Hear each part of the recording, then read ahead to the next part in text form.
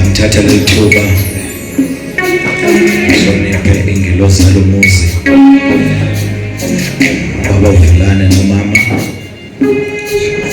uNkulunkulu eziphakathi kwaleli khaya komiti enkulu amakomiti onke akhona la ekhaya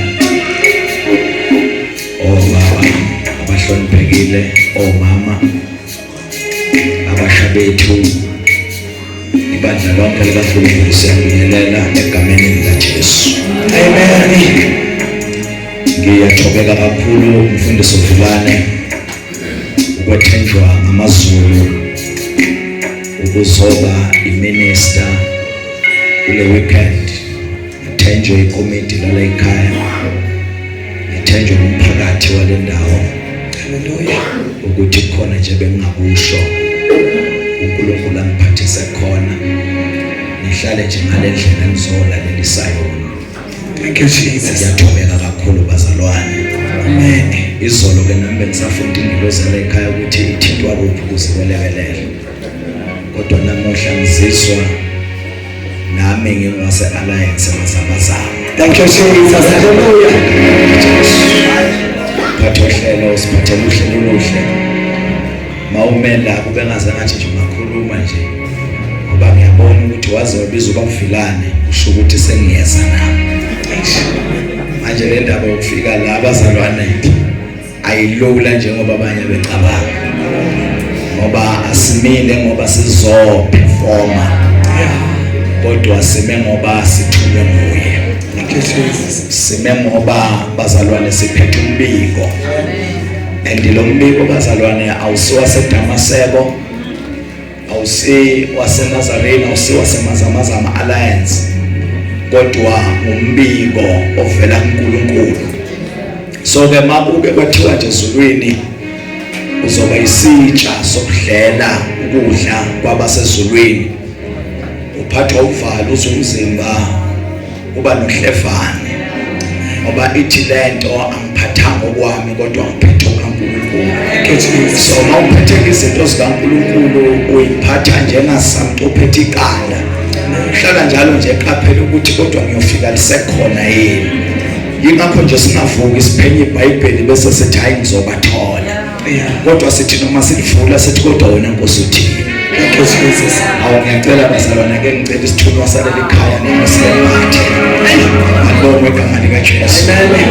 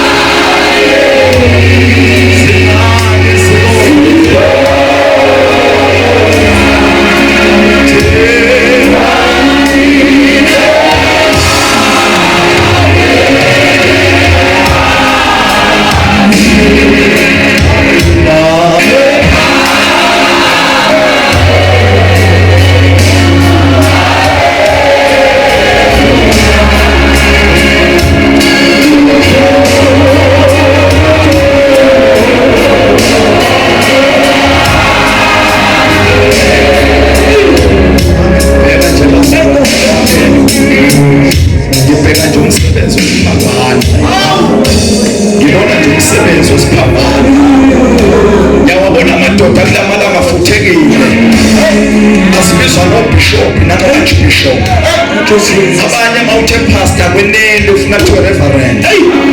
Kodwa nje uma ngibhekane nani ngibona nje umsebenzi wesiphambano.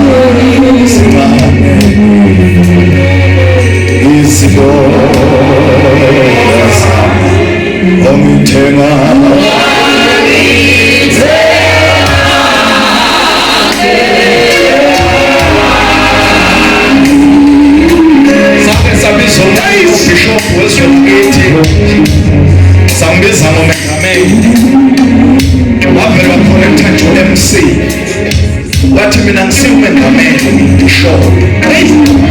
Kodwa nje uma ngibheka nina abazalwane, kunento nje engiyibonayo.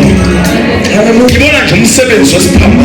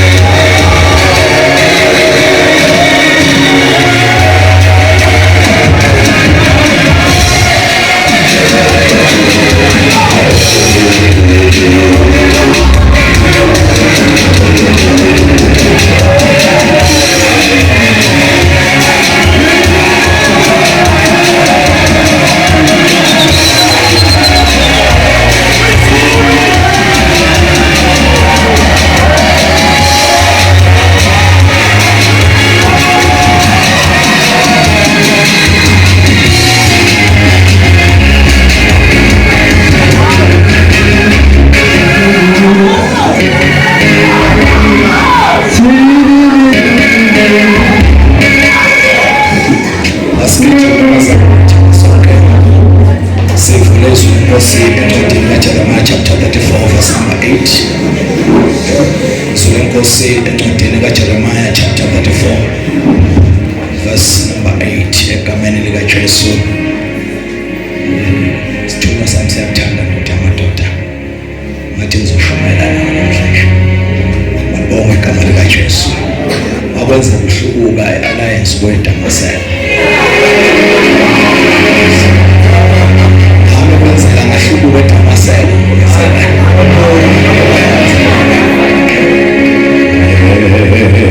No la.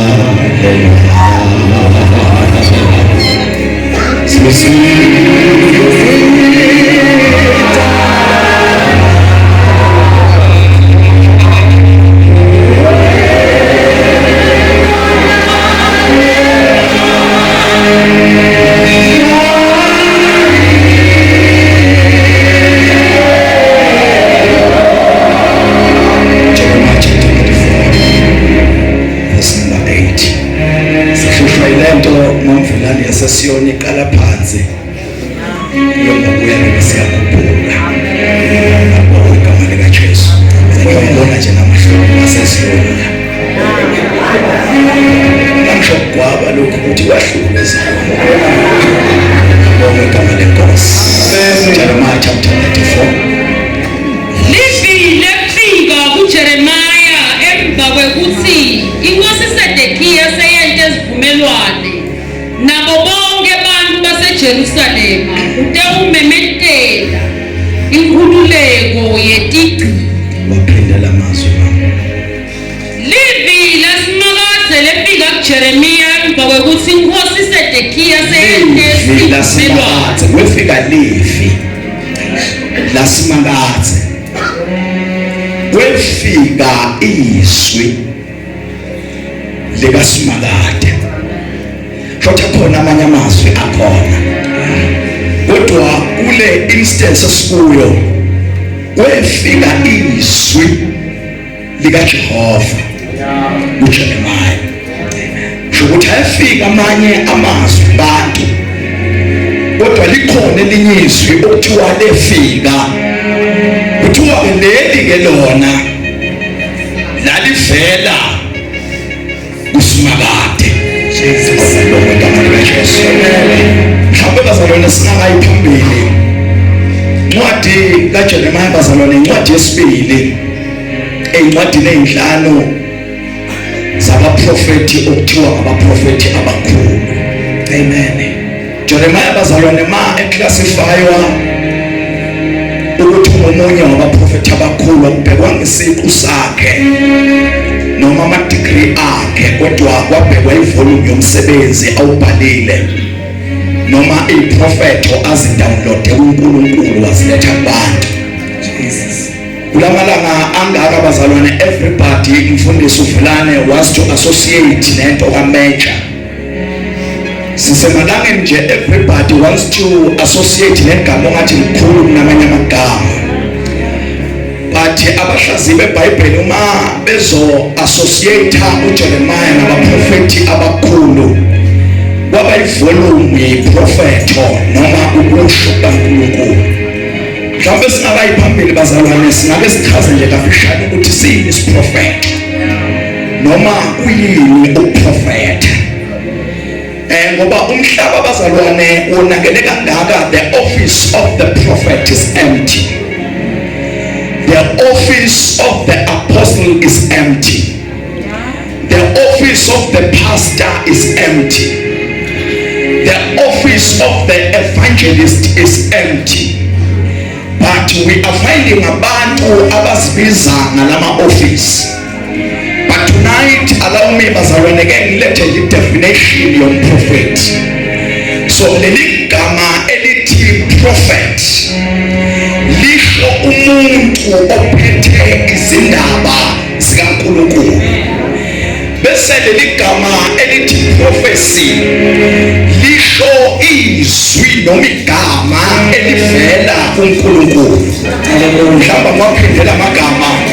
A prophet is anybody ordained by God. Ophethe oyisitsha sezwi likaNkulunkulu. Igama lakhe kuthiwa ngumprofeti.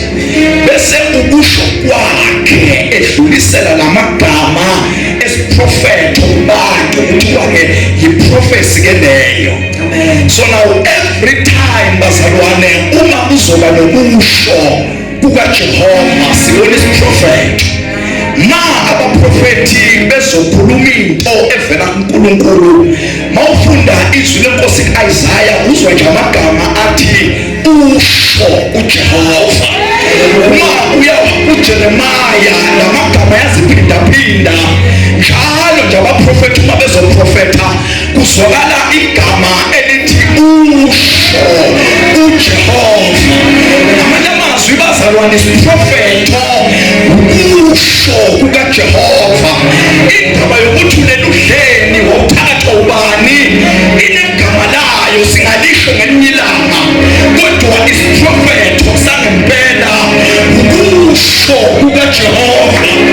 Asidideki ke bazalwane manje kwathiwa nje kunesiprofetho asinankinga noma ngiyaluphi uhlobo, because isiprofetho yizwi lakhe. Ma ufika izwi likhanga kumuntu ethi usho uJehova, sigijima masinyane siyocheka against the standard which is the word of God, ukuze singahlala hleki singaduliseki. Ngoba isiprofetho sangempela asiveli kubantu ababomphethe, asiveli kubantu abangaphakathi, kodwa isiprofetho sivela kuye. Ngake ngezwi indaba ebhala umbhali athi izwi lakhe liyawuvuma kusephakathi, athi kuyawedlula amazulu, kwedlula umhlaba, kwedlula ulwandle, kodwa izwi lakhe kumelona kusephakathi. So now asidideki ke bazalwane kwaze kwathiwa isiprofetho sihamba siyocheka umusho wakhe. Kodwa sekhona bazalwane noma kuthiwa uBishop bani kulakala sinenkinga eSwatini naseSouth Africa. Our own brother Enigma is making waves and asiphikisi, asinankinga nakushoyo. Maybe let me say this, brother Enigma, we are not against what you are saying, but kufanele sikuzwe kahle. Mangabe umbiko wakho uvela kuye, will not be against the incwadi, ngoba anything that is against the incwadi is regarded as a false prophecy, and everybody who will prophesy outside of this book qualifies to be called a false prophet. Ngoba a true prophet of God, every time mayethululela izwi the prophet okubantu uproloti message uJehova ngesandla sakhe ayithululele kubantu. So asesabi ke brother Enigma, because whatever that you will say sizoyicheka against the word. That izwi leli is a true prophecy and livela kuJehova and liphefumulelwe, and uma liphefumulelwe lenza ukuthi noma ngabe uprofeti wakho kodwa lona liyaprofeta. Hallelujah. Noma bakutshelanga thuhleni kodwa lona khona likushoyo. Noma bengakutshelanga ukuthi uloyo mbani kodwa lona khona likushoyo. Noma batshela ukuthi unomhlwebo asiphiki ukusho kwabo kodwa siyekha nathi. Ngihamba nami kafishane bazalwane, ngihamba nami Alliance kafishane. Ufika isiprofetho sithi mamvilane you will surely die, udayiswe nge-50,000. Ungatatazeli mama, ufuna bese sowuyezwi lakhe ukuthi njengoba kuthiwa ngizoshona in 2 months time, iripoti kadokotela isho njalo, iripoti yomthakathi isho njalo. What is the report ekhanga kuNkulunkulu? Bathi ngiyafasasa bese uyezwi likaJehova.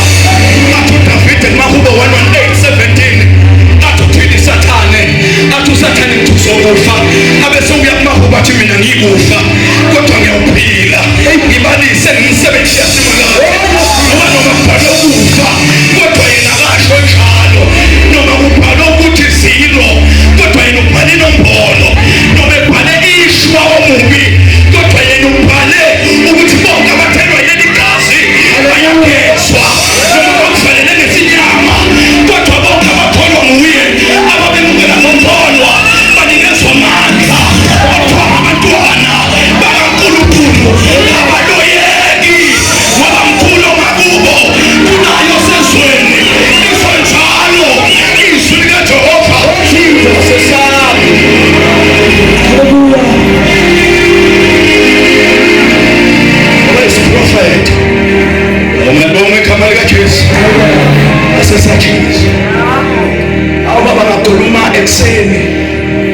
wathi uma ungasembathi lesembathi abe kunamasiyo lapha kole language besayikhuluma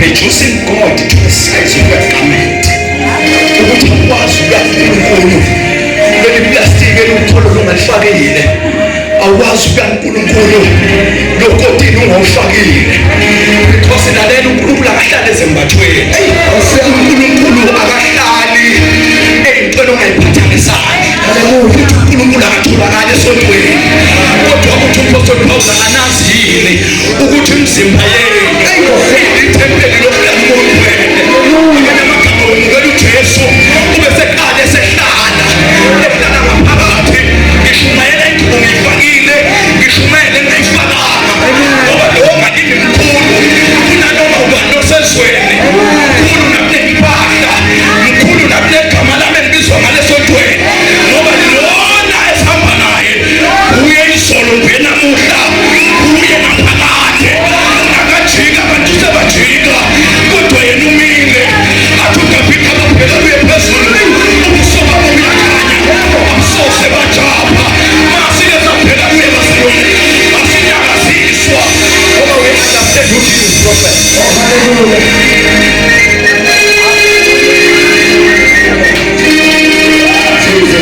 Yiphi report abakuthele yona bakuthele report bathi nesonto fanele ikhunge la ukhalweni wavulana ngikhohlwe ukuthi mama esedamasela kodwa isho lutho yinto nje ekhomba ukuthi masedamasela mandonga igama likaJesu that is why nginenkinga noma ngayifakile because the God is so enemies ukuthi abehlale empahleni phakathi ngithi mina yeke lento yakho ukhiqathu lemnyango ebandleni lakini ngoba inkathi wena zenza ngalutho kodwa wenze utho nguwe kudingeka wena uJehova wena uzo-understand ukuthi lento le ayinamsebenzi walutho ngoba noma ungayifala noma ungayigcoba basebakhaya nayo kodwa uma ngabe umdlile wamnambitha noma bangazama ukushaya kanjani wadla yena wanambitha yena awesathiswa ilutho ngokuthi come what may angesathiswa yena odabula nami emanzini aphinde adabule nami empilweni yena odlula nami olwandle abesiyahlabelelayo akufile wadabela umshiye angingedwa athi namhlanje iphuma izulu namazolo adefisa ukungwinya bathi kodwa mina ngizwayo ngizwa amazwi kaJesu athi ungesabi ngoba mina nawe bathi wena nizathona asibapha ukusho kwabantu kodwa sibapha ukusho kwakhe.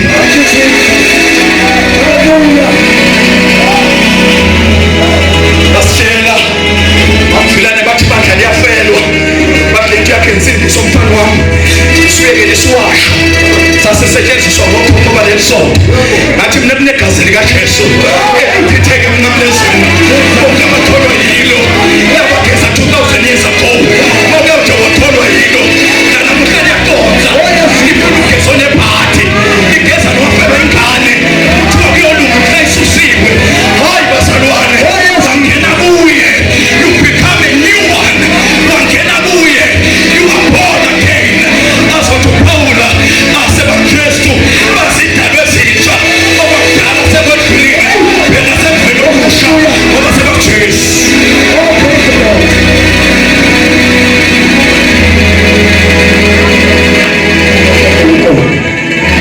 Sina njengesiprofethi obazalwane bakhela wena bathi ingane usekuyithola iripoti le yayivela kumthakathi ngoba wakuloya waze wafunga wathi angeke uyithola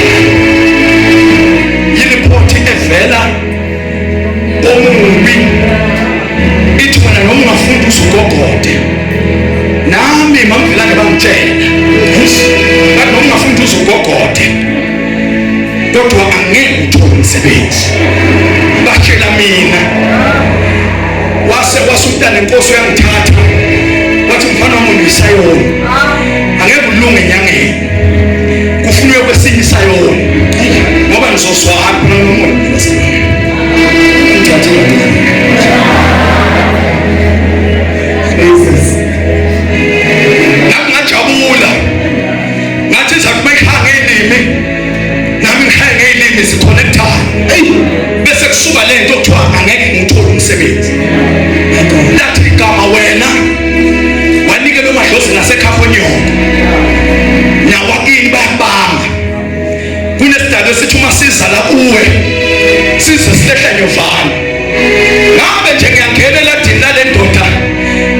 yakuchitha izandla yathi ngeke uthole umsebenzi yasinika ubaba ezinye izinto yamnika zona khuluma ngofakazi bambazalwane ufuna sihambe sonke kunendawo masifike ekhaya ngathi nje uma ngene ekhaya kunento engangihlabelela ngazi ngangelekelela emajaha ngathi nje uma ngene ekhaya ngathi mkhulu ongakimi kunayo sezweni ngangena ngafika egumbini engilala kulo lezi mpahla bebanginike zona ngayithatha ngayibeka phambi kwami ngase ngibheka uJehova ngabheka impahla ngabheka uJehova ake ngizisho nje ukuze uzo-understanda kwakuyisiwasho kwafanele ngigeze ngaso ngendlela bese ngifaka imali emhlophe nenkukhu emhlophe nemnyama kuzohlangana idalo bese ngilanda umhlabathi wasekhathomama ngihlanganise nowakithi bese ngilanda umlotha wasekhathomama nomlotha wakithi bese ngiyahlanganisa kuzobe sekuhlanganisa idalo bese ngiyesenta ebala lakithi sengibake nje cabanga ngumfundisi wonke Nkosi yami aseme nje kanje engitshelwe ngabaprofeti ngathi ngezwini likaJehova lalela ngaphela kwathiwa ukuba simvuthuma yomlilo uzothuma uqeda ukweka umlilo 7 times emva kwalokho-ke bese uyageza mawuyogeza uhamba uyilahla lento mawuyilahla lento ungabusabheki emuva ngabheka isiwasho ngabheka yena ngabheka isiwasho sathula ngabheka yena mangithi ngesiwashweni sathula mangithi ngiyakuye kwaba namadlebe athi namazwi athi emadlebeni uyashesha ukuzwa kodwa uyaphuza ukuphendula kodwa mina ngizokwelekelela kangcono ngase ngithi uNkulunkulu mabe ngingageza ngalento bese kuthi kusasa ngiyabizwa interview ubani ozobonga nakuwe nakuyo lento wangithatha moya wangisa ngaphandle ngikuthumele umlilo ngathi Jehova thini izwi lakho kodwa mangafunyanwa phakathi kwenu ozokweqisa indodana noma indodakazi yakhe emlilweni ngathi Jehova sengikhangawe yeni nabasezulwini senikhangani namuhla impilo adagoni nani ngathi nasi isiwasho simile ngathi nawe wena Jehova ngase ngiyamuzwa uJoshua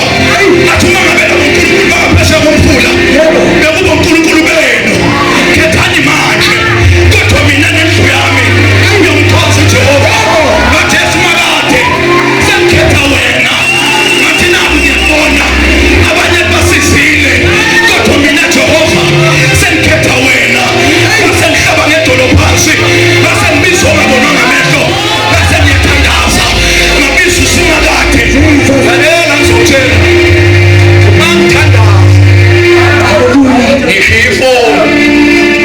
ngishifoni ngale la kuhlala khona uthi umntana Nkosi usibone sangathandaza akaqedi kanti phela kufanele ukuthi ayosebenzisa lento leyashona ilanga usekhuluma kwangena i-call le call ithi uphi usiboniswa maze usiboniswa Jesus wabe somfundisi ngakho wathi usemthandazweni ayi Nkosi yami wathi lokhuluma ngawe nimtshela ethi kuthini siyamfuna immediately uya nimtshela sifonele Jesus washaya 3 ngale ekuseni ngo9 washaya 3 ngithi wena uNkulunkulu ingcwele malokho ngimtshela nje ingcwele wakho uNkulunkulu ngayibona lento ngipha ngayibona iphelelwa ivela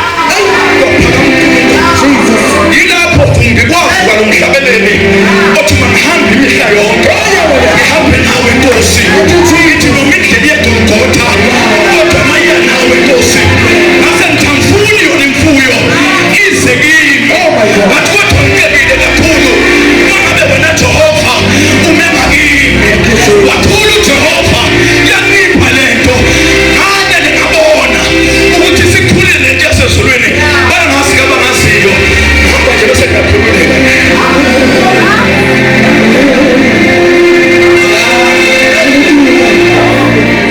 Jesus no yo sé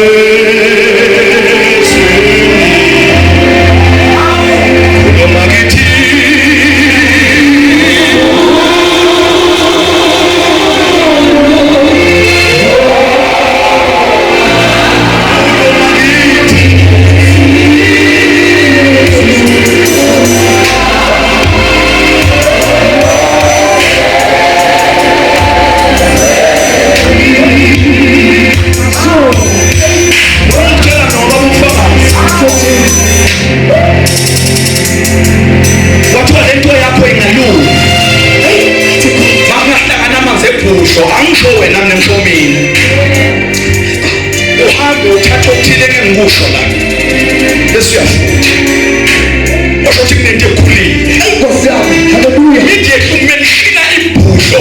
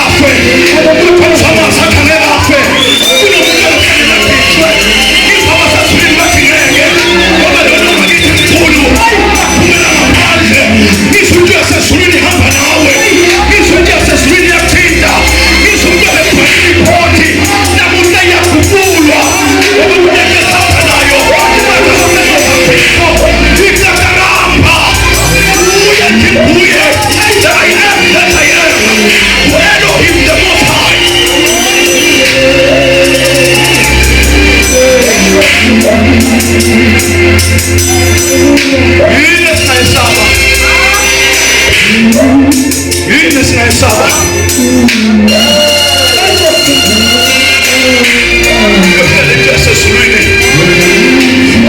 Ulwandle livalile.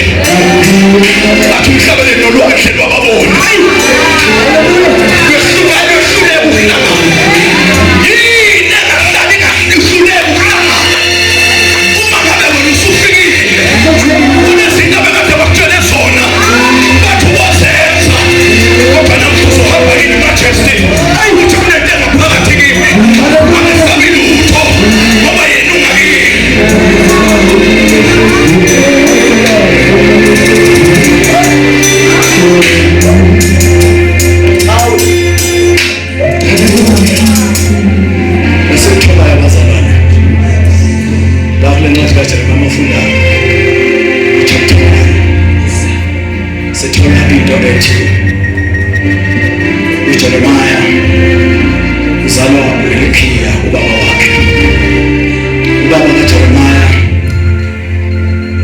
Osendweni lwabapriest kwalevi. Waphindela amagama uJeremiah uvela uyise wakhe uHilkiya. Umlando usitshela ukuthi wayefirstborn kababa wakhe. Ngoba lento yasezulwini ithi mangabe ubaba uvulane eshona bekufanele sikhethe ingane yakhe according to the old law. Kufanele sikhethe ingane yakhe ithathe over. So the expectation was wafanele abe umpriest ngoba uzalwa umpriest. Amen. Esakhona abathazalwa. But manje sifunda verse number 4 and 5. Izwi laNkulunkulu lithi izwi likaJehova lifika kimi lathi ngingakubeki esibelethweni sikamama wakho ngingakakhiphi kuso ngakwazi ngakuhlelela seseyirevelition yakamambakele ngakukhipha elayinini labapriest ngafaka elayinini labaprofethi. Jesus lo nkulunkulu esihamba naye bazalwa netendency yokuthi la uvela khona khiphe elayinini uhambe kulo athakhethele uhambe kwelinye ilayini. Waphuma Jeremiah elayinini labapriest wabamba ilayini labaprofethi. Kunomuntu engizomemezela kuye Mazamazama Alience ntambama ukuthi uNkulunkulu uzokhipha ogelweni bekhaya labulawo akubeke wena wethu set you apart akubeke endaweni yokuphakama. uNkulunkulu uzokhipha endaweni yegwaqwa asile wena out akubeke endaweni yokukhanya. uNkulunkulu wethu unento ukuthi kube nezinto ezisemsamo ukuthi wena ziyazinto izona ezibalulekile kube sebheka izinto ezisemnyango ukuthi wena ngezingenakho akanipha athatha okusemnyango akubeke emsamo athatha okulapha emsamo akubeke emuva. Hambe yobuza uDavida masifike ezulwini umfanele ubulongwe kodwa kwabanye abahlakaniphile abanamaperfume uyaphakama umphotho kwazi umphotho uyaphakama togwela ubulongwe nomkhamo wenkomo ngoba uJehova unento yokukususa aphinde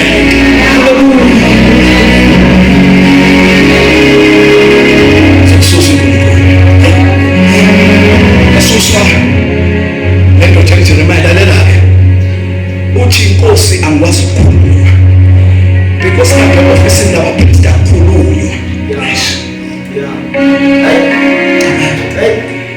Ofisini labapriest akukhulunywa. Ofisini labapriest kulethwa umnikelo wena wakho ukushisa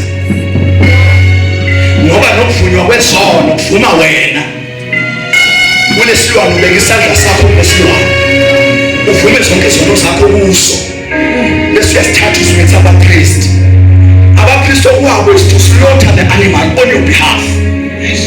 Bese bashisa masishiswa kwenzeke atonement uNkulunkulu ukuthethelele izono.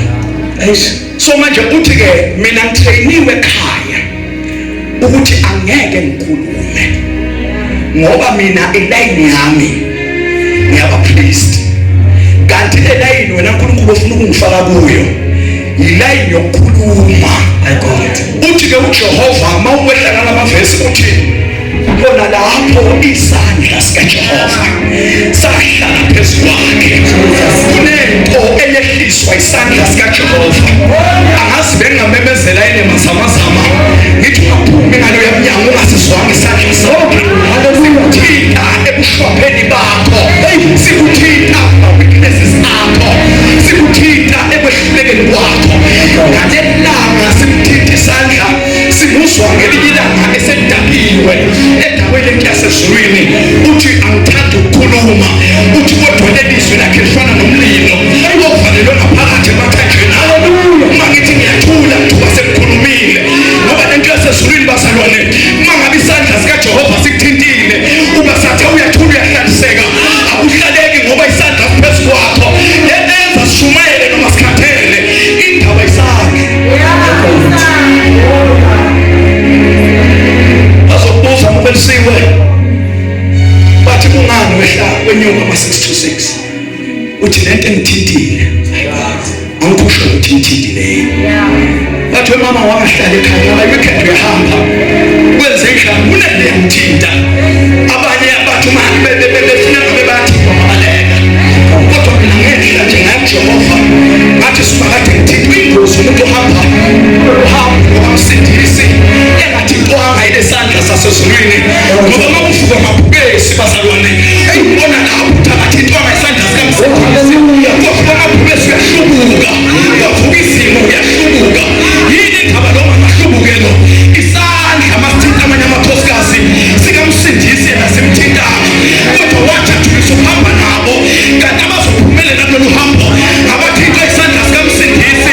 Abathi noma belahlekelwa ngamakhaya bathi kodwa mangisasiza isandla sikamsindisi anginandaba, noma ngilahlekelwa imali kodwa mangisasiza isandla sikamsindisi anginankinga.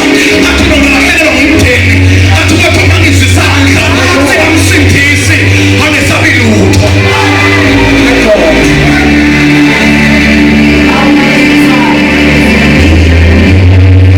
Abazalwane sishumayela, babona ukuthi uyasukuma khona uyashumayela, baphuma amadlebe bathi leli bandla lethu alisindiso, bathi bandla lethu alisindiso. Kodwa bese kuqubuka lento yesandla ithi yikhamane Nkosi.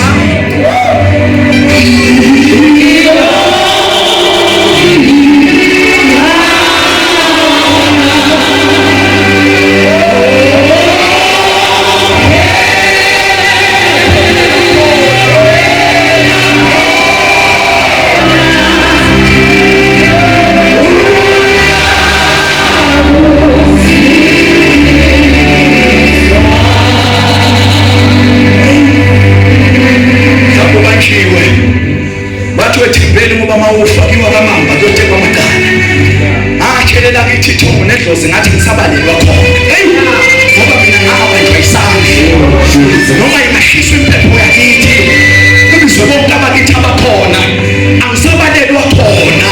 Ngoba igama leNkosi liyithi lami. Ngiyofika kuJehova akukhuluma izinto eziningi, ngiyovele display igama lakhe. Ngithi Jehova ngabizwa nguwe, wathi wena uyindlela neqiniso nokuphila. Kepho-ke oya kuJehova angangeni ngoKristu, hamba ngamagama akho Jesu, bese benza abayithikithi sekuyangena.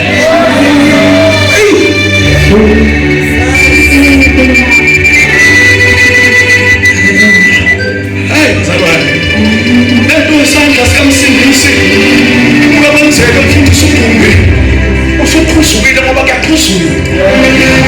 Kuyaphuzulwa mama mkhokheli endleleni, bese bahlekisa ngawe, bahlekise ngawe abasengaphuzuki.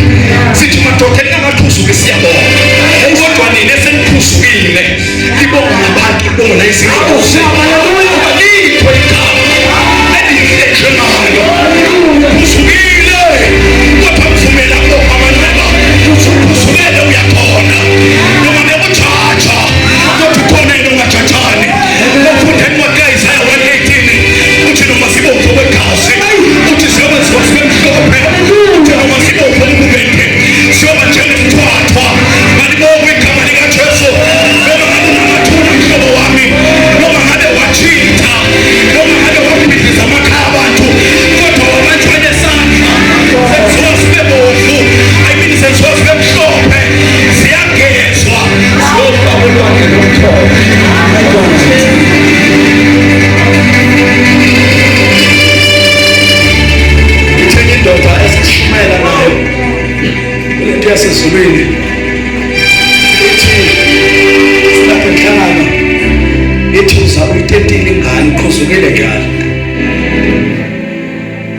uma uthi uthule ebandleni ithi mama ngilambile bangumsini hlala ngibabona omama benza nje lo mama walengane akathathiwe njalo umfundisi ongahlambulukile ongayi-understandanga lento yasezulwini ukuthi noma zibomvu ziyathethelela athi awumtheli umuntu asheshise ufakaza abantu abaserious ezikhali ingane ilambile seyibone nedemu kamakhelwane kodwa kwasho ukuthi isandla sikamsindisi lo mntwana simthinta ayithikele nceku kufanele ukuthi ngoba izinto zibheda zindlala uyithuphise kodwa likaJehova baba uzwa lento yesandla sikamsindisi ithi lapho umhola sayishizona ngabasha ngoba yabamba lento kamsindisi u-understand leli culo elithi bonke abanethembe njalo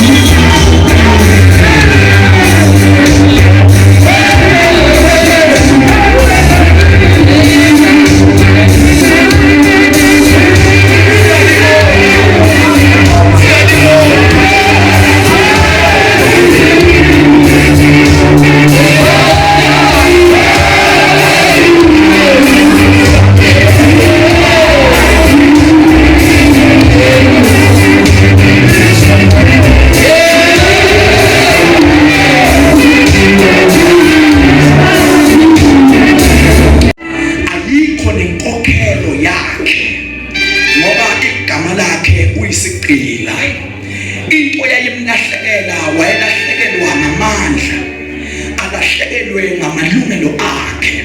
Ngizwa incwadi kaJohn 10 verse number 10 athi isela malikeleza liza ukuba lizokweba lingagcini lapho kodwa liphinde libhubhise. Ukungena kwesono bazalwane kumuntu kwenza umuntu waba yisigqila sikaSathane wasetshenziswa uSathane akangakhululeki umuntu. Kodwa ngizwa amagama akhulunywa uJesu sesithandaza uthi bonke indodana yomuntu ebakhululayo bayoba ngabakhululekile impela. Lithi iBhayibheli ngalowo mnyaka inkosi uSedekhiya yenza isivumelwano nabantu bamaJuda ukuthi bonke abagqilazekile abakhululwe ebugqilini babo. Ngizothi mina namhlanje ukhona uJesu esingenza naye isivumelwano kunoma ngabe isiphi isimo ogqilazeke ngaso. Uthi uNkulunkulu sengehluleka, uNkulunkulu kangisakhoni, uNkulunkulu sengihamba ngiyafathaza, uNkulunkulu sengihamba ngiyakhathala, kodwa bongasenza isivumelwano nami namuhla kukhululeke ebugqilini. Kodwa thina namhla uNkulunkulu ukuzosikhulula kulobo bugqili noma ngabe uvalelwe kuphi mhlobo wami, kodwa uNkulunkulu namuhla ukhona. Uzosebenzisa ngelanguage esizoyi-understanda sonke. Abasezulwini namhla baphethe amapiki lapho kunelathuna ovalelwe kulo. Baba ungenza nje isivumelwano naye uthi uNkulunkulu namhlanje sesivumelwano amane ngiphume kuleya ndawo. Namhla ngisafuna sike sibhajade somthandazo makungakahindumba kuyoba kasebenzeni. Manibonge igama likaJesu ngoba namuhla abantu benza isivumelwano noKristu Jesu ozobakhulula ebugqilini. Ebadleni lasemazamazama kunengilosi emile yobumnyama ethi leli bandla lingakhululeki, leli bandla lingayiphambili. Kodwa namuhla sihlafuna ngomnye umhlathi sithi Jehova namuhla semazamazama siyala senze isivumelwano esisha. Bekuyithi izolo nanamuhla kuseyithi nakusasa kuzobe kuyithi sizovuselela leso sivumelwano. Mazamazama Aliance, you shall never be the same again. Ngoba wenza isivumelwano wasenza noJehova. Your life will never be the same again. Khona uJesu idlozi liyathengeka, balithenga nemali emhlophe nesidalwa basiphambanisa. Idlozi liyathwetshulwa kodwa ukhona ongathobeleki, ukhona ongavaleki. Igama lakhe nguJesu. Bonke abeza kuye bethwele imithwalo uthi wozani niyasindwa, uthi ngizonikela imithoko elula bese nina nibuyiselele nesindayo. Khona uJesu namhla emazamazama uzokhulula abantu. Idaba ezazibheke kubo wena uyaphahla uphahla umoya. Lento ngiyakadlanga imphatheni usakamama uphahla umoya. Nabo babakho mphahlayo bamthwebula vele noma ngabe idlozi likhona uyidlozi elibi elikufakela ibhathi. Kodwa ngizokutshela ngento engathebuleki.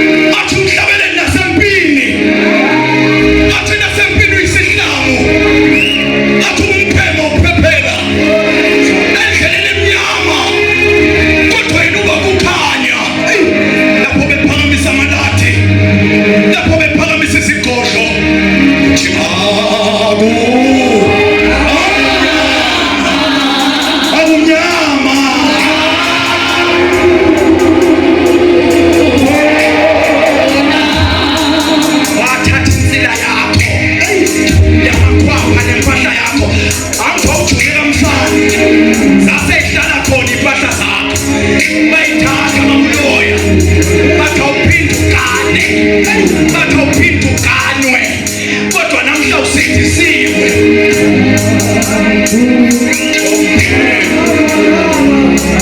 Akunyama